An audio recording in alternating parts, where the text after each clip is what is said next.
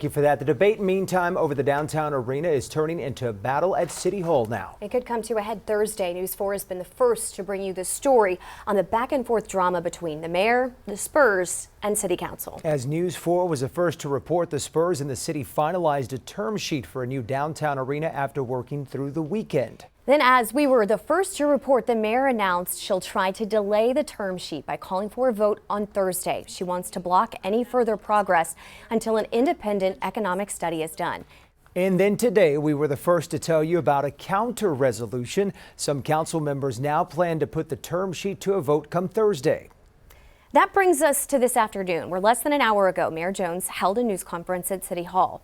She doubled down on her stance for a delay, saying in her opinion there's no reason why the term sheet has to be voted on this Thursday. You go ask my colleagues that are pushing for August 21st, you go ask them, what's up with August 21st? What's up with that?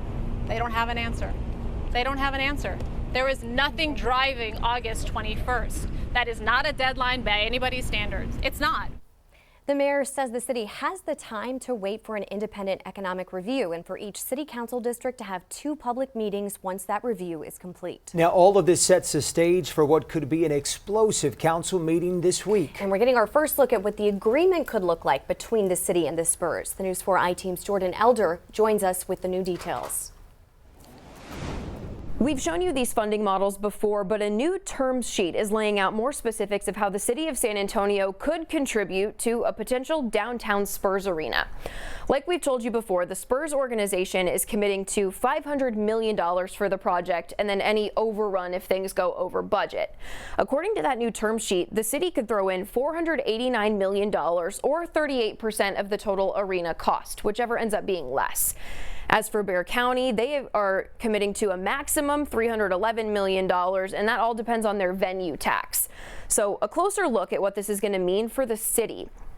Documents show they would issue bonds and then everything would be secured or repaid through these measures. The operating rent from the Spurs leasing that new arena, the ground rent from private development in the area, revenue from the Hemisphere Tours, and revenue from the project finance zone.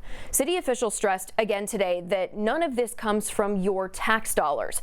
The sheet also says that none of this happens if a list of conditions are not met, and all that is laid out in the term sheet. We're going to dig deeper into that for you tonight at 6. For now, reporting in studio, I'm Jordan Elder. And tonight we are asking you, should the city of San Antonio delay Project Marvel votes? Here's a look so far at the results. 59% of you say no to 41% who say yes, but we'd like to hear from you as well. Be sure to scan the QR code right there on your screen to weigh in. The city